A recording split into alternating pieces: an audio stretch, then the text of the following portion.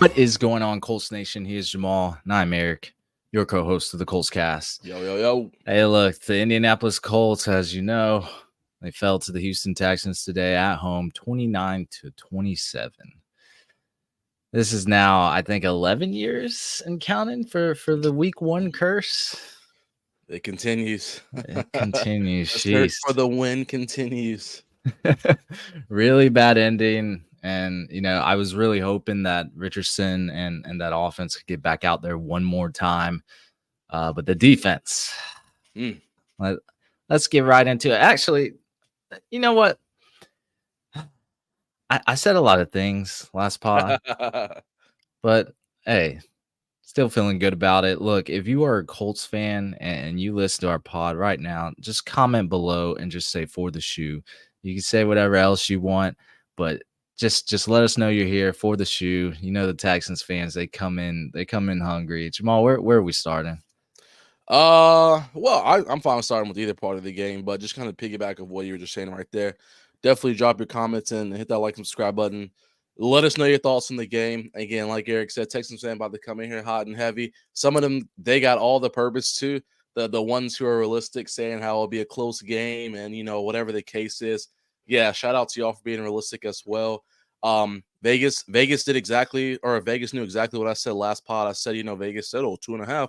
They know something we don't know. It's going to be a much closer game. So without further ado, it wasn't a blowout like I think a lot of people quote said it was going to be, but it is what it is. Like I said, shout out to everybody, Colts and Texans fans who are realistic in this piece. But let's go ahead and start off with the offense. Why not? Hey, look, I gotta say, man, it was aggressive tone to start the game. I really liked it. 4th and 1. Anthony Richardson, he just sailed it over. I guess let's talk about Richardson because, stat line 9 for 19, 212 yards, averaged 11.2 yards. A throw, but 2 touchdowns, 1 interception. Took a few sacks, but he carried the ball for 56 yards on 6 carries for another touchdown. And we're talking about 3 total touchdowns. Look, overall, I mean, the Anthony Richardson, he had some ups, he had some downs, but really, I mean, I thought he was impressive. He had 2 plays that totaled, I think, 114 yards of his passing. Those 2 big plays, big playability. I just think, he's got to be able to hit those layups every now and then. And by every now and then, I mean over 90% of the time. But like those logo shots, like those big plays we were talking about, this game was really fun. I really love the one, and we're going to get into my boy, Alec Pierce. I mean, while he was slipping on the turf, and let's just call it, the turf was like a common enemy for that first part of the game for everybody. I don't know what was going on there. I guess they need to break it in a little, but Anthony Richardson to Alec Pierce while he's slipping, throws a perfect ball off his back foot over 2 defenders. I mean, amazing throw. And then what was that other one? He threw another dime. I think it was to Ashton. Oh, I thought you were talking about Pierce for the second one. Pierce. Oh, yeah. Let's even talk about that one. He kind of was just like, man, Pierce down there somewhere. And just chucked that thing up. Pierce had himself a day. Yeah, let's finish with Pierce. Pierce had himself a day. 3 catches for 125 yards and a touchdown on 3 targets. Yeah, and what did we talk about, Jamal? We said Anthony Richardson will unlock the full potential of Alec Pierce. We said that, and this is Exhibit A. Now, there was only 9 completions this game, but 3 of them was for huge yardage. So, I mean, Alec Pierce, I thought was, at least the second MVP today. Like, he made some monster catches, and he's doing exactly what I thought he would be doing, which is being that deep ball specialist that we need. Of course, we didn't have Josh Downs today, but like those throws, and then the other one, the Ashton Doolin, I thought was one of his best because it was a high velocity throw, had some fire on it. You could see it, the flames coming off of it. But on that dig route, Doolin came in and he put it through the tightest window I've Oh yeah. ever seen. It was an incredible throw. Who would have thought Ashton Doolin would come up big after coming off a torn ACL? Wasn't on my plate, but I'll take it. Absolutely, I'll take that. It was a beautiful catch, beautiful throw. Everything was just in stride in motion, and I couldn't ask for anything better. Seeing that play right there, I could watch the replay for all three of those catches, honestly, over and over and over. One Yeah. thing though, I'll say is I talked about this during our pregame show. I said one of the keys for us was going to be controlling the tempo. I said we have to control the tempo and capitalize every single time we're on the field. And I think that's one thing the Colts kind of got lost in this. Texans controlled the ball for 40 minutes. We controlled it for 20. Call it what you want with that, but I mean, it kind of goes back to, I mean, the explosive plays are great because they definitely allowed us to not have to be on the field for a long time. But the Texans were milking that clock, and honestly, I'll be the first person to tell you, I thought it would have been flip flop. I thought we would have been the one milking that clock the entire time, and the Texans coming out with those explosive plays. So I think that one kind of hurt us. Not having a chance to get the ball and can maintain control, but when our 3 and outs were there, they were bad. But obviously, when our explosive plays were there, they were good.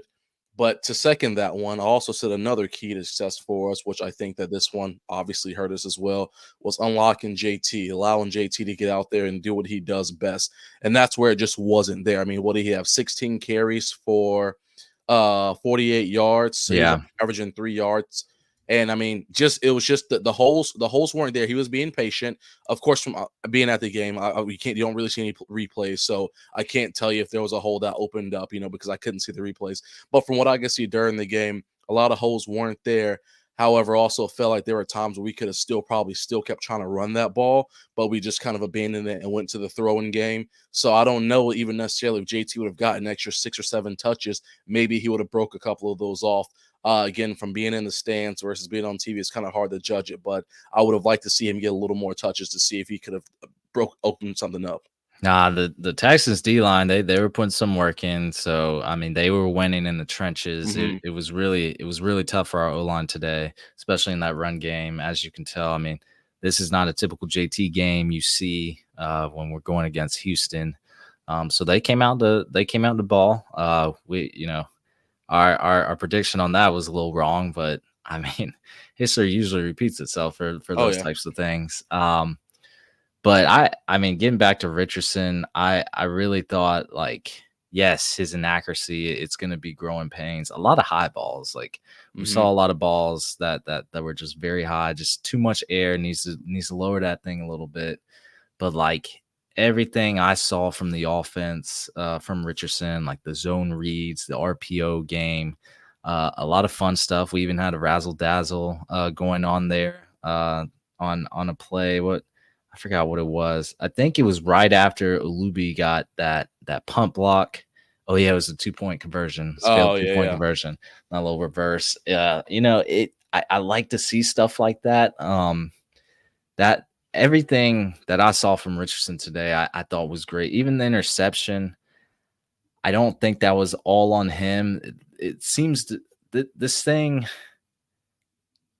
Colin Granson's the common denominator here. I think it was last in the preseason he ran the wrong route, but here he fell on his route. I don't know if he didn't fall, he still would have caught that pass, but he wasn't going to catch that pass now that he fell. So, again, turf problem.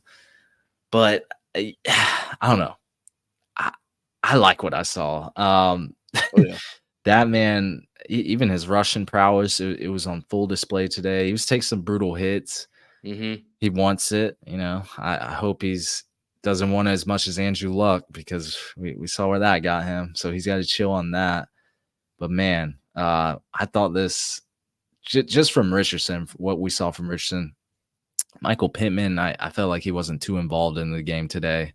Got the most targets, but just he wasn't getting the balls clearly, and even AD Mitchell 5 targets as well, but only 1 catch for 2 yards. It's just I just think the potential of this offense is there. It's just not there yet. You know what I'm saying? It's there, but we gotta start firing on all cylinders, not only half of them. So hey, we'll see what happens, man. For first week, so there's a lot to grow from for here. So For sure, for sure. And as far as it goes for that distribution of the ball, I mean, yeah, like you said, MPJ kind of a non-factor for this game, but he did get the targets towards him. And and I'm okay with obviously I'm not okay with him only catching 4 balls, but I'm okay with him not being the main focal point because we talked about that. That was one of the problems we've had over the past couple of years with MPJ just being the only guy out there. Then I mean, he's getting doubled, he's getting pressed, everything is right in his face.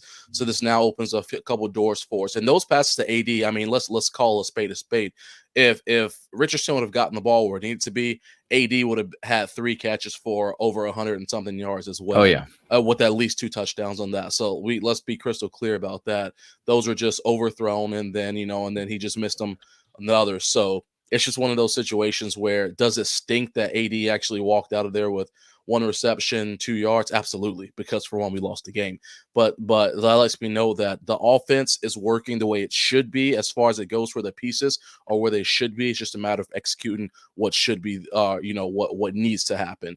So I like what Steichen showed us right there, and it seems to be that these guys know what's going on. It's just a matter of making sure that the timing is there, and I mean that's really can be it's the timing.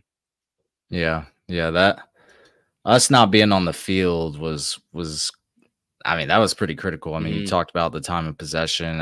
I know when we got it was like a few minutes into the fourth quarter, I was like, dang, the Colts only ran like 4 plays in the third quarter. Like Yeah. it's kind of crazy. Yeah. So but we can talk about it with the defense because man, let's talk about it because boy, I if you would have told me Joe Mixon would have ran for over 100 yards, over 75 yards, Yeah. I would have said, nah, that's not happening against our run defense. 30 carries for 159 yards, 5.3 yards per carry, and a touchdown to go with it. I Feast. just He's feasting. that is uncharacteristic of Joe Mixon. He's one of the most inefficient backs I've ever seen, at least when he played with the Bengals. So I I don't know what exactly happened here because I thought that was gonna be, not our strongest suit, but I mean, dang, I didn't expect us to break down. Like I remember Joe Mixon, he ran into Grover Stewart like a brick wall at the beginning of the game, and then it just all fell apart. And you want to talk about the number one reason why we lost today? It's got to be that, right? Oh, 100%. Yeah. I mean, the run defense is non-existent, which is again something where I was like, all right, well, we talked in the last episode. One of the keys to success. D Buck and Grover has to stop the run. They have to help stop that run. The run game just has to not be an issue because we know it could happen in the air. And I think that we focus on the air a lot more, and then the run defense was just there, and zero adjustments were made. Well, even in the air, I mean, Oh, we I we know it got wasn't the best, but yeah, but I will say Stroud, he threw for 234 yards, completed like 75% of his passes, 2 touchdowns, no interceptions. Great showing from him. Took 4 sacks though. mhm, Um, I thought that was pretty key. I mean, I thought the pass rush was getting to him at time. I even think that sack number could have been a little higher. There were a lot of times where Stroud just squeezed it. He just squeezed out of it. mhm. Like it was crazy. But if we would have got, I don't know, if we would have got a few of those sacks, I mean, maybe could have been a different game. Even when you talk about, oh my God, that last play when they were trying to run out the clock, that Nico Collins catch on their Yeah, drive was the yeah. craziest. I mean, Nico Collins, man, great throw, even Mhm. greater catch. So I'll give him props up to him. That was just something. I don't know. That was like 100% execution. There was nothing we could do there. I mean, Jalen Yeah, Jones was all over he was him, all over it, yeah. and like he kind of did his job, and Nico Collins just still reeled that thing in, got a knee down. I knew it was over then. So unfortunately, that happens. But pass rush, I thought looked good at times. I don't know, but this defense in general, I just felt like couldn't do anything. I mean, it starts with the run defense, but even in the passing game, the underneath, our linebacker, things like that. I just felt like we couldn't stop anything. Like Nick Cross kind of looked lost on a 4th and goal when he left Stephon Diggs wide open for a Mhm. touchdown. I don't know, man. They just couldn't get a stop when we really needed it in the second half. When Anthony Richardson really kind of found his groove. I just felt like we didn't get much plays, and then didn't DeForest Buckner go down as well. Pretty sure he Yeah, went down with yeah, a he back did. injury. Like Mhm. this isn't great. I don't know how you felt about the defense, but it just poor tackling all Yeah, around. yeah. It was just Latu. I felt like he was having some good one-on-ones, but never truly making an impact today, if you know what I mean. Like he was winning like a good bit of his pass rushing snaps, but never really impacting the game like we want him to. I don't know. That's just how I feel, man. Yeah, I mean, and just to kind of again piggyback on that, it goes back to the fact that, for one, we saw that nothing was working, and then no adjustments were made. Not only during this game, but the only adjustment that was made from last season to now was adding Latu, which was a draft pick. We knew what this defense was coming into this season. I mean, I talked about it all summer long. We all talked about all summer long how this defense, something has to change, something needs to work, something needs to get better. But when you do the same thing over and over and expect a different result, I mean, I don't really know what else you want. I said the offense will have to score. What did I say earlier during the offseason? I said the offense is going to score 35 points a game to guarantee a win, and I still stand behind that because the Playoffs. defense is gonna exactly the defense is gonna let up all these points because we made zero adjustments besides adding a rookie rusher on the end. So I mean, it stinks. It does stink, and adjustments have to be made. But I, I mean, I don't know what all adjustments would have been made in the locker room during the 12-minute halftime that would have impacted us when again no adjustments were made from last year until now. So that's just the way I think it'll be the same song and dance for the season. We'll have Yeah, their high games and low games. it's that Gus Bradley defense. Yeah. I think that's what it is. But I thought he sent pressure on. I remember on the 3rd down, Hmm. something very uncharacteristic of him, and it was successful. I was like, oh wow, we're starting to blitz. That this may be a new uh, Gus Bradley, but it just I don't know. I don't think we have as much talent as we think we have on defense. It's just not there. Maybe it's Gus Bradley's scheme, but I really think we should have added something to the secondary. I can't. I don't know. That's just me. Want to know what Colts Nation thinks about it, Yeah, but let us know. Let us know for sure. Because like I said, I already said 35 points a game is the minimum. I I don't I don't care who we're playing. it's like that throw I was just talking about to Nico Collins, like that should not happen. Hmm. And then there was another 3rd down where we just swallowed Stroud up, got him out of the pocket, and then he just makes a pass across his Across, body yeah, yeah. to Nico Collins, of course. Who else would it be? On a 3rd and 14, it's just like you can't allow that to happen. Hmm. There were a It, lot of soft spots.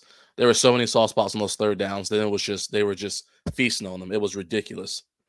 yeah, we're allowing that like those plays are momentum changing plays, and it it was just too much of that. Like I didn't feel like our defense could get a stop when we really needed to. And yeah, it just that's what happens, man. That's what Yep. happens, I guess. Yep. I did not see them gaining 213 rushing yards on the ground. That was insane. But good and bad, man. Good and bad. Oh yeah. This defense can bounce back. I'm Yeah. not too worried, but I'm I think you made a little subtle hit on Chris Ballard right there, right? Hey, listen. Hey. Y'all, like I said, y'all already know how I feel about that. What the biggest thing I'll say is this. We take this L, sure. Does it stink? Sure. We started the season off 0-1, sure, and they lost in the division. Yeah. But we played against a Texans team who people, I won't say Vegas, but people just knew that they were going to be that they're going to Super Bowl this year. They're going to Super Bowl. They're playing against an unproven quarterback who doesn't know who doesn't have experience with football, so on and so forth. And this unexperienced quarterback and coach and staff went toe to toe with a quote Super Bowl caliber team. So if that means that if we're going toe to toe with the Texans for what other people call the Texans are such an elite team and how they were going to dog walk this team, I'm fine with losing by 2 points. I'm completely content with that. Because I just mean that it is only up from here. I mean, if we're contending with such a great team, so I'll rock Sure. out with that. I think it'll be interesting with the second time we play them. I think it's hard to beat the same team twice. So I think when we play them again in a couple weeks down in Texas, I'll be really interested to see how this develops for us. Hey, look, I mean, we can bounce back. It's only week 1. Exactly. Very close game, 2-point game. I know Texas fans, they was jumping out their boots and when they got that first down on us in the game. But look, 2-point game, very close game, very well could have went the other direction. So I feel inspired by our play, and now we're about to head into Green Bay, where unfortunately they just lost their quarterback, Jordan Love, for a few weeks, which I'll have to say, I mean, that is a win for us. We get to play against Malik Willis instead of Jordan Love. That is a significant downgrade. I'm hoping Jordan Love comes back. I got him on a fantasy team, but I'm hoping he comes back, period, because I don't like to see guys get hurt. When Anthony Richardson got hurt last season, Jamal, that was crippling to our fan base. We wanted to see our guy on the field. So, but hey, special teams, I thought Good at least would have a little more pop today. I noticed that didn't really happen. In fact, he got popped on one of the kickoff returns. And I noticed he decided to kneel on the next return. And then on the punt return after that, he called a fair catch. I thought way too early, but I think he was just like, man, I'm done today. I'm about to check out, because he got hit really hard. But that Luby got that big block again, but it really that was game changing too. We just failed that 2-point conversion, but hey, which could have meant a lot actually, because we lost by 2. But hey, it happens. It happens. So that's a fact. That's all I got, man. That's all I got too. Hey. Well, if you're still with us, Colts Nation, let us know your thoughts in the comments below. If you are on YouTube, thanks for listening. That's going to be it. We are live on Apple Podcasts, Spotify, YouTube, or any platform you use to listen to podcasts. And we'll be back next time to give you some more Indianapolis Colts content. Y'all take care. Take it easy.